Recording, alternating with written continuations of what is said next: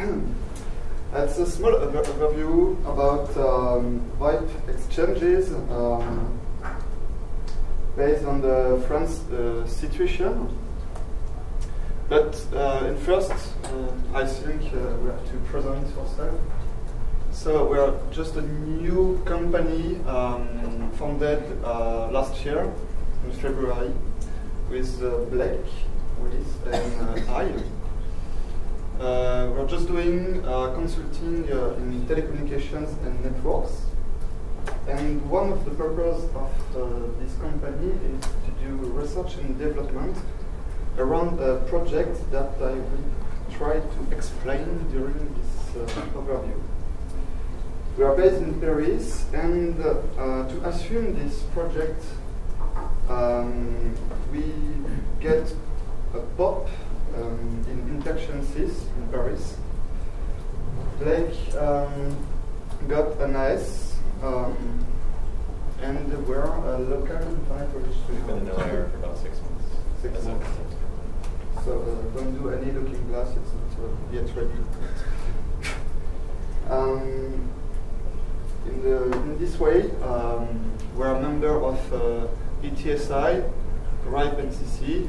The AFNIC is the same, like the FICORA for you. And we participate in the IETF NM working group. I try to explain some operators, typical models. We have in the telco world the trading operator who classically do voice transit, and it's a minute-based business model. One of the stuff is to create infrastructures in a country with difficult access. Mostly Africa. Mostly Africa and Asia, and sell this traffic for big operators or the users. The second classical operators model is the class 5, based on the TDM networks using the PSTN. It's the fixed network operator. We have two mobile operators using the public land mobile networks. And now, since the IP, we have voice over IP based operators. We had to try in France with the company named B3G Telecom, who based this business model with the IP TREX and the MGCP protocol. But it's now. We have SIP trunking and SIP accounts models, SIP accounts like XS4, maybe you know. Then other models, you have now virtual operators, MVNO, and all that kind of operator who's delivery the media and streams or applications. Okay. Based on that, what's the matter actually? The dreams and reality of new technology of information and communication. If I can summarize, it's that if you don't iterate fast, if you can't adapt your networks and your infrastructures, you're going to be dead really fast. If you can't answer the end user needs, the internet will create it in place of you. And now, DNTIC is what? It's all based of IP. So if you have voice over IP, service over IP, or what you want over IP, media over IP, or anything else. What are the purpose of the operators actually? to decrease the capital expensive and the operational expensive, of course, and increase the average revenue per user, and the quality of experience of the end user. Clearly, your business now is to provide more services faster, less infrastructure, with less lightweight infrastructures, and offers more quality to your customers. And so we are in problem, faced with problem, because we want long-term businesses, but we have short-term technologies with rates every day. So, dreams are far away. We met a guy in France whose name is Stéphane Borsmeyer, who has the utopia of the IETF, where all is beautiful, internet is open and no problem, but it's not like this. The situation in France is that we have 3 untouchable operators. There are 3 3G licenses in France right now. They've sold the 4th one and should be deployed next year. But for the moment, it's pretty much the only big country left in Europe that doesn't have 4 mobile operators. We have 1 free player and plenty of small operators playing the same standards.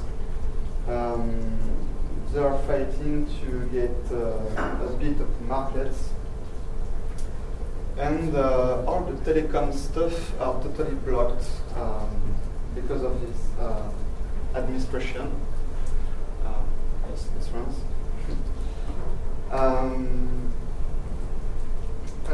Your strength, it's your information systems, your backbone technologies, and to provide service on demand. And one of the objectives is to that the end user change the state of mind.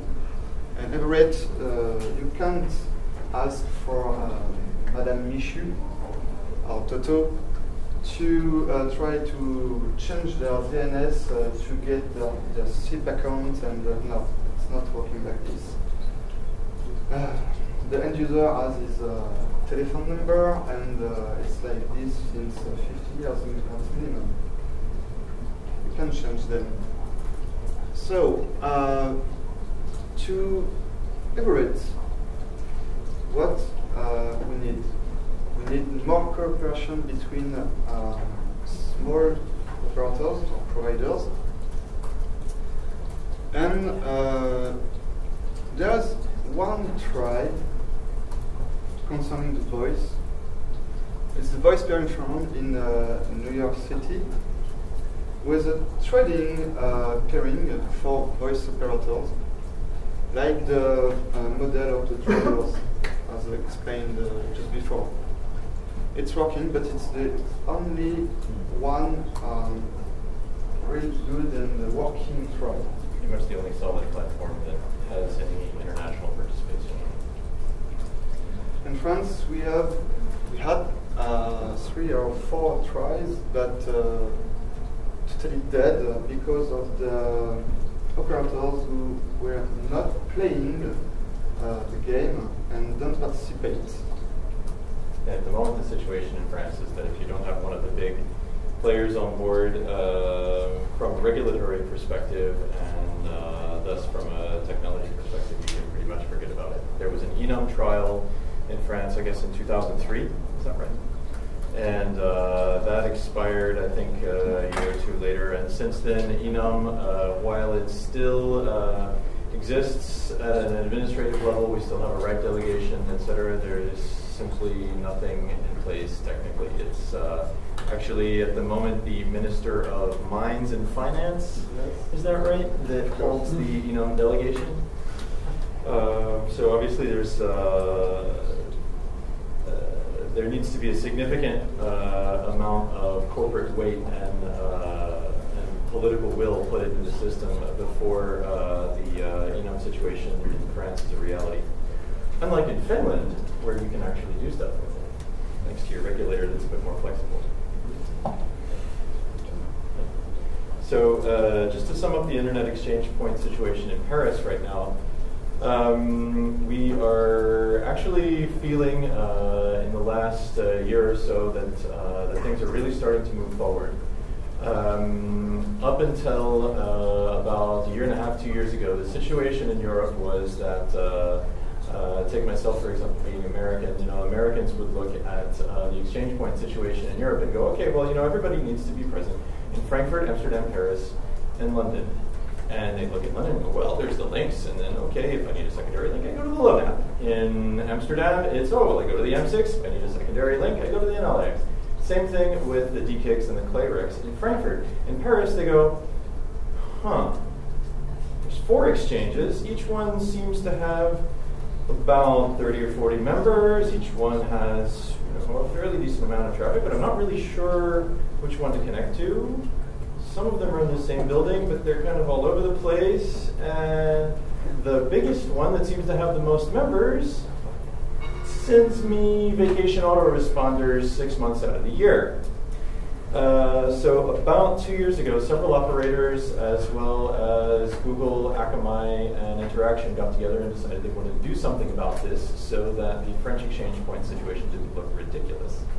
And as a result of that, they founded an organization called the TREX, which they chose not to reinvent the model and basically copy-pasted the M6's administrative model of having a nonprofit organization that is a membership organization, and then a commercial entity on the side to maintain the, basically to be the operations center for the exchange.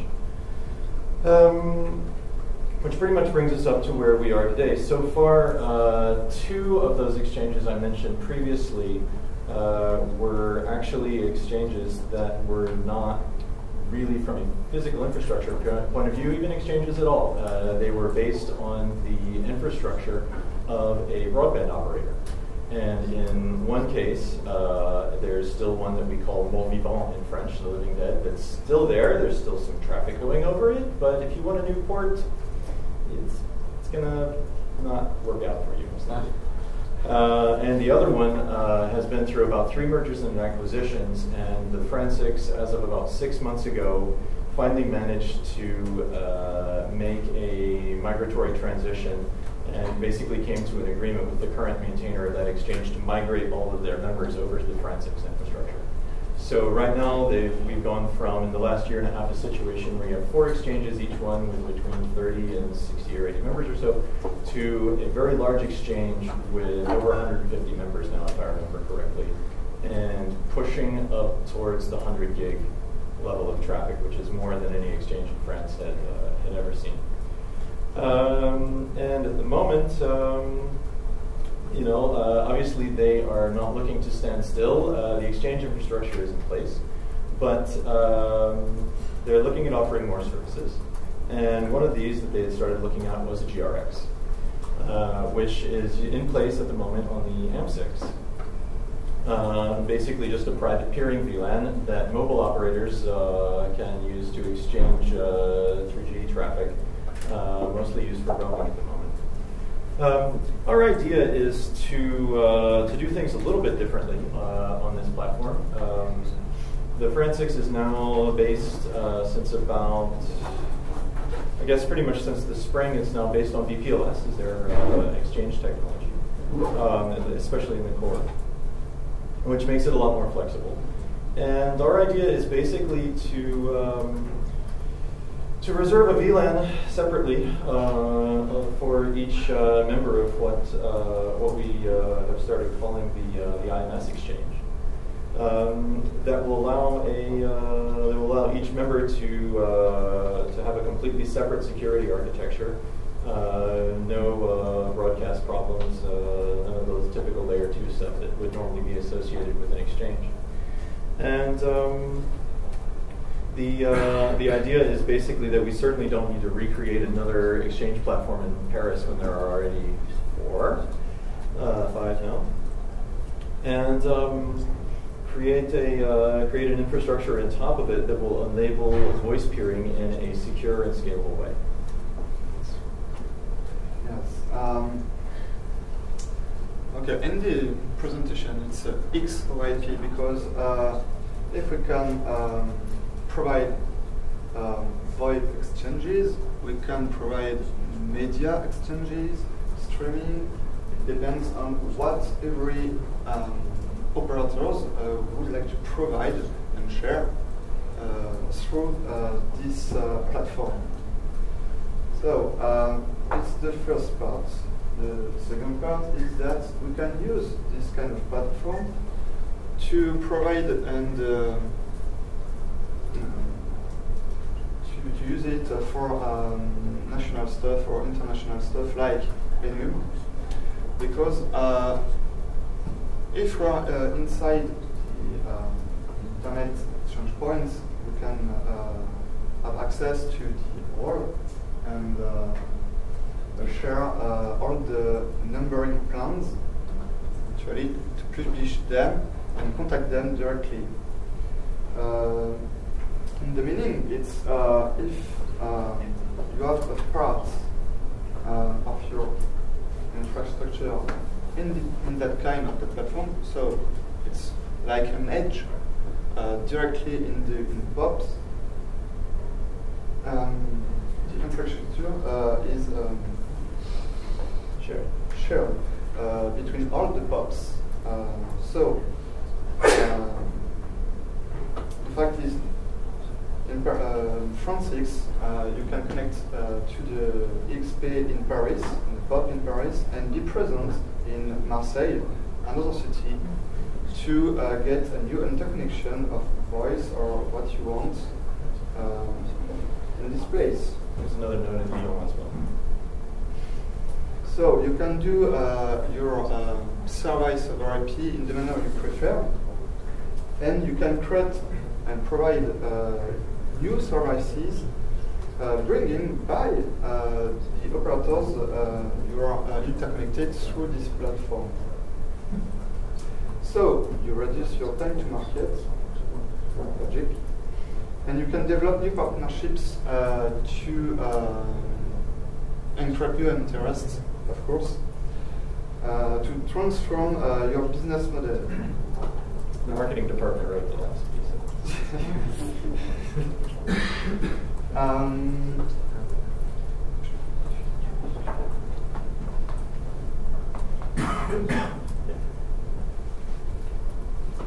So it's not a conclusion, a final conclusion, but we have a holistic approach for preparing the future of the internet, using the cooperation between all operators to share and using that kind of platform for the voice, for the numbering plans, for all that kind of stuff. But it's not breaking your business model. It's like you are doing for the BGP and the IPv6 and the telco guys, sorry. But we are on the upper layer to try to do the same. So actually, that kind of platform is under development, and I hope that we will have a proof of concept for December. It's basically the game. There's still a few regulatory milestones to get around, and the main reason for being at a large exchange is to get the critical mass and have a few beta testers handy. So, if you have any questions about it, you will ask them later. Absolutely. Okay, so give them a round. Thank you very much.